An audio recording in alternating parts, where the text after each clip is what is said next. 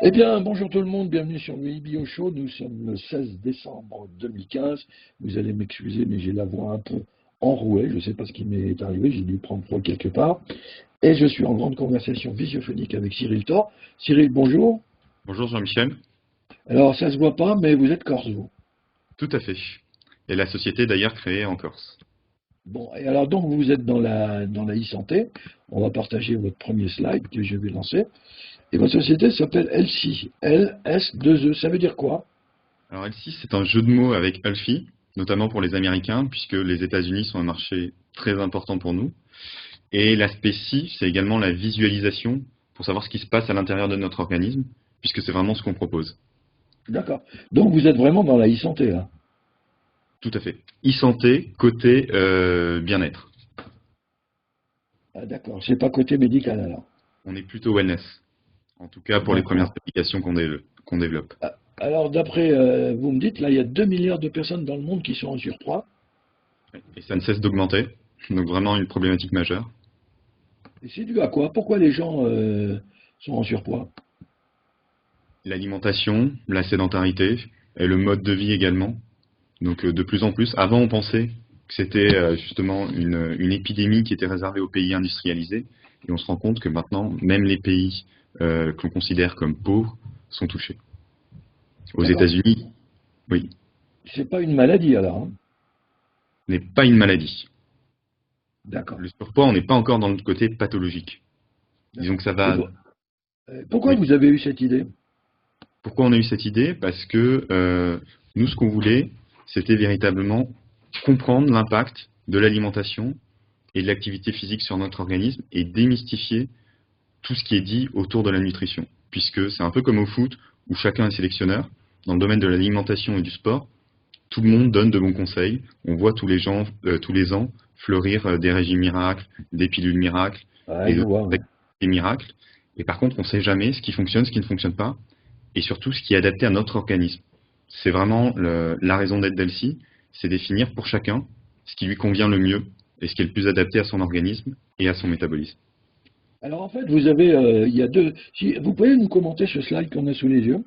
Alors ce slide, c'est surtout un positionnement, parce que quand on parle justement de nutrition personnalisée, de programmes spécifiques, les gens ont tendance à associer ça avec les trackers d'activité. Donc ce sont des objets connectés qu'on a vu fleurir ces dernières années et qui permettent de mesurer un effort. Donc on va savoir le nombre de pas qui ont été fournis ou d'autres informations, mais on n'a aucune information sur les conséquences sur l'organisme. Donc on ne sait pas comment notre corps va traiter cette information. Et avec une balance, on va cette fois pouvoir voir le résultat de l'effort, donc si on a perdu du poids ou non.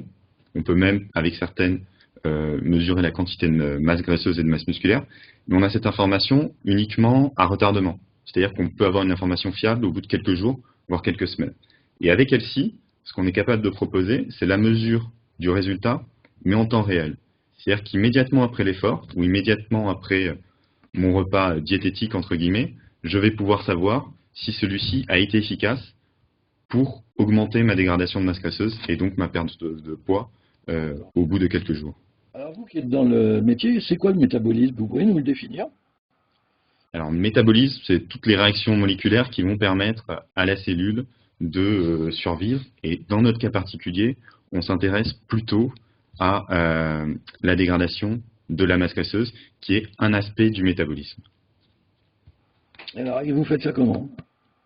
On fait ça comment? On va mesurer dans une goutte de sang que l'on récupère à l'extrémité du doigt, donc avec ce qui est présenté sur la slide, un petit stylo autopiqueur qui permet de récupérer une goutte de sang de façon totalement indolore.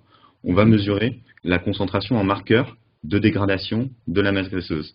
Donc on va véritablement pouvoir savoir en temps réel si une activité nous permet d'augmenter ce métabolisme et donc nous permet d'augmenter notre dégradation de masse graisseuse. D'accord. C'est quoi un marqueur?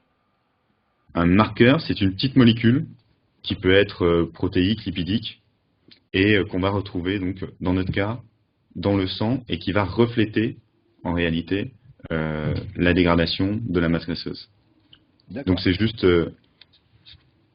oui. Allez-y, hein. Non, non, c'est juste quelque chose qui va refléter un état physiologique. D'accord. Et une fois que j'ai, donc c'est le petit machin là qui va calculer tout ça.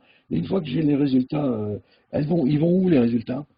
Donc les résultats sont directement envoyés sur le smartphone ou la tablette de l'utilisateur. Et ce que l'utilisateur peut voir, c'est la quantité de graisse qui a été éliminée. Et il peut ensuite ajouter l'effort qui a été fait, donc l'activité physique, et l'alimentation. Il peut ainsi savoir quelle est l'activité physique qui est la plus adaptée pour son métabolisme pour perdre du poids, et ensuite quels aliments sont les plus efficaces. Donc par exemple, ce qu'on voit à l'écran, c'est que j'ai été courir une fois, donc le matin, je vois que j'ai décrété très peu de graisse, on voit 35 mg par minute, donc c'est mon taux de dégradation de graisse, et pour un autre effort, qui est plutôt du vélo, donc sur la même durée, on voit que l'effort a été beaucoup plus efficace dans un objectif de perte de poids, et donc c'est ce qui m'a permis de choisir, lorsque j'ai envie de perdre du poids, par exemple après les fêtes, de me concentrer plutôt sur une activité de vélo, plutôt que sur du jogging, et ça c'est vraiment spécifique d'un individu à l'autre. Donc c'est pour ça que c'est important que chacun identifie ce qui lui convient le mieux en termes d'activité physique et également en termes d'alimentation, puisqu'on va pouvoir comparer les aliments les plus efficaces. Par exemple, tester des... Oui. Allez-y, testez quoi? Tester des compléments alimentaires qui sont vendus comme activant le métabolisme et permettant d'éliminer des graisses. On va pouvoir les consommer et s'assurer immédiatement de leur efficacité, ou sinon passer à autre chose. Et donc arrêter en fait de croire ou d'avoir des comportements qui sont inutiles, voire contre-productifs. D'accord. Et ces données, elles sont où? Dans un cloud quelconque? Elles sont dans un cloud, un hébergeur de données agréé, hébergement de données santé. Ah bon, d'accord, qui est agréé. Et alors, j'allais dire, que pour avoir cette application, moi, je dois payer. C'est quoi votre business model? Notre business model, donc, c'est la commercialisation du lecteur et également du consommable, donc les bandelettes qui sont à usage unique, puisqu'on dépose une goutte de sang. Donc pour des questions d'hygiène, elles sont à usage unique. D'accord. Vous pouvez nous donner les prix? Les prix ne sont pas encore fixés. Ah bon? Pour le consommable, pour le lecteur, on sera entre 100 et 150 euros justement selon le niveau de la gamme. Donc vous allez en avoir plusieurs? On va en avoir plusieurs. Pourquoi? Pourquoi? Parce que certains intègrent justement le stylo autopiqueur pour récupérer la goutte de sang directement, et d'autres ne l'intégreront pas, et on pourra commercialiser des lecteurs de façon séparée.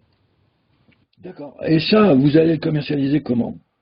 On va le commercialiser comment? Donc, dans un premier temps, par des réseaux de distributeurs spécialisés, donc ça peut être des centres sportifs, des coachs sportifs, puisque notre première cible, ce sont les sportifs amateurs, par exemple, qui vont en salle de fitness pour perdre du poids. On a une très forte demande de ce côté-là, et également les personnes qui sont suivies par des diététiciens, donc qui peuvent également être un relais pour la commercialisation de notre produit. Et nous avons également notre site web, et ensuite ça sera disponible online, donc via des sites comme Amazon. D'accord. Et alors, qu'est-ce que j'allais dire? Vous avez de la concurrence dessus? Directement, nous sommes les premiers à proposer ce type de solution. Par contre, nous sommes complémentaires, donc pas en concurrence directe avec tout ce qui est solution de régime et de perte de poids, puisqu'on va permettre de s'assurer qu'un régime ou qu'une activité physique est vraiment adaptée et efficace, et on va être totalement complémentaire avec les balances et les bracelets connectés qui sont à un autre bout de la chaîne, puisque nous, on est entre le bracelet connecté qui mesure justement l'effort fourni et la balance qui mesure le résultat, mais au bout de quelques jours. D'accord. Et alors, vous cherchez de l'argent pour vous développer? On cherche de l'argent, donc en ce moment, on est en train de réaliser une levée de fonds de 1 million d'euros. Et ça se passe bien? Ça se passe plutôt bien pour le moment. D'accord. Et je suppose que vous avez des visées internationales? On a des visées internationales. On sera présent au CES de Las Vegas en janvier, donc pour avoir une couverture médiatique importante et surtout débuter et voir la réceptivité du marché américain. Ah, d'accord. Alors pour vous, c'est quoi la e-santé dans les années à venir? Pour nous, la e-santé dans les années à venir, c'est une médecine vraiment de plus en plus personnalisée et prédictive, puisqu'avec l'ensemble des données moléculaires qui deviennent accessibles, on pourra non plus, comme avec la médecine actuelle, attribuer des thérapies ou des solutions à l'ensemble de la population, mais vraiment avoir des solutions qui soient totalement personnalisées et individualisées. Donc faire des sortes d'études cliniques sur des cohortes virtuelles et non plus se contenter d'études réalisées en laboratoire sur une vingtaine ou une trentaine de patients. En gros, vous rentrez dans la stratégie d'Obama aux États-Unis et de David Cameron en Angleterre. Et eux, en plus, ils partent dans le séquençage génétique. Qu'est-ce que vous en pensez, vous? Alors, séquençage génétique, ça sera une information supplémentaire qui pourrait être informative, mais ce qui va être véritablement intéressant, c'est plutôt le niveau du dessous, puisque la génétique, c'est fixé à notre naissance. Après, les seules modifications sont les mutations, donc ce qui conduit dans certains cas à des cancers. Mais ce qui va être intéressant, c'est vraiment le niveau protéique, ce qu'on regarde nous, avec des marqueurs moléculaires, donc des biomarqueurs. Mais par contre, c'est complémentaire, puisque une personne, selon sa génétique, elle va être prédisposée à certaines pathologies. Mais on a vu avec 23andMe que ce n'était pas suffisant. D'accord. Et vous allez vous lancer dans le séquençage génétique ou pas du tout? Pas du tout.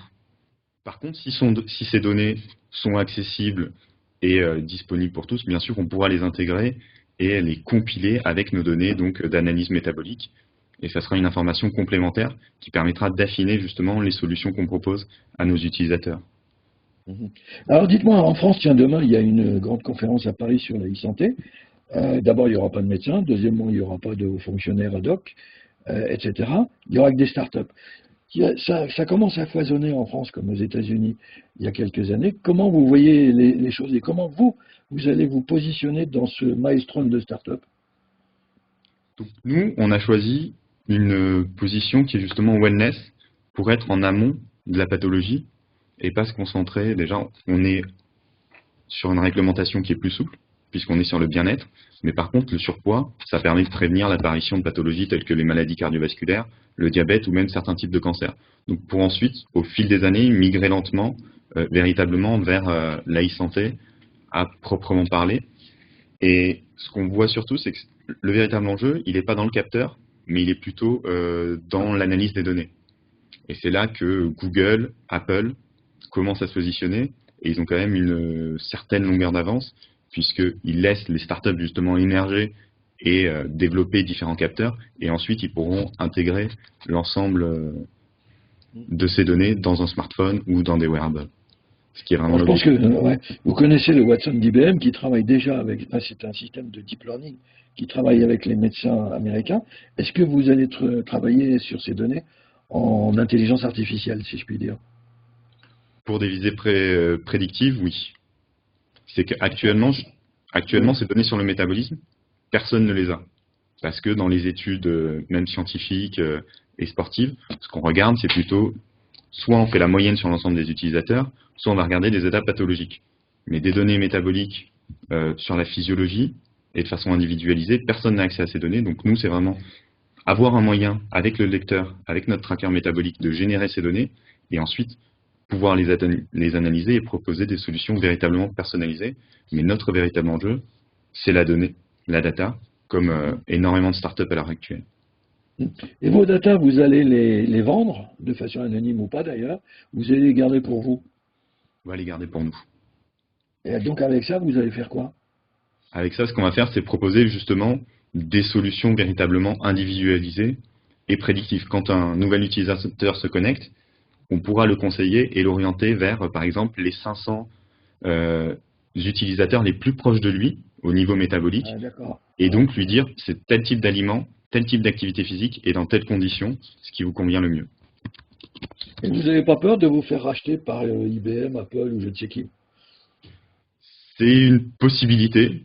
Disons que ça serait plutôt flatteur qu'IBM, Apple ou Google aient envie de nous racheter, mais c'est vrai qu'on préférerait garder notre indépendance le plus longtemps possible. Bon. Et est-ce qu'on va vous retrouver en Silicon Valley comme tout le monde, si je puis dire? Ça sera un passage obligé. Maintenant, pas dans l'immédiat, il y a suffisamment à faire en France. On va assez rapidement se développer aux États-Unis, mais je pense qu'on commencera peut-être par New York, plus que la Silicon Valley. Bon, bah écoutez, bravo, en tout cas, ça montre que même en Corse, les Français ont pas mal d'idées. Merci beaucoup. On va dire au revoir à tous ceux qui nous ont, et je vais d'abord arrêter mon partage, à tous ceux qui nous ont regardés ou qui vont nous regarder. Je vais arrêter notre enregistrement, mais nous, on reste connectés. Donc, au revoir tout le monde. Au revoir.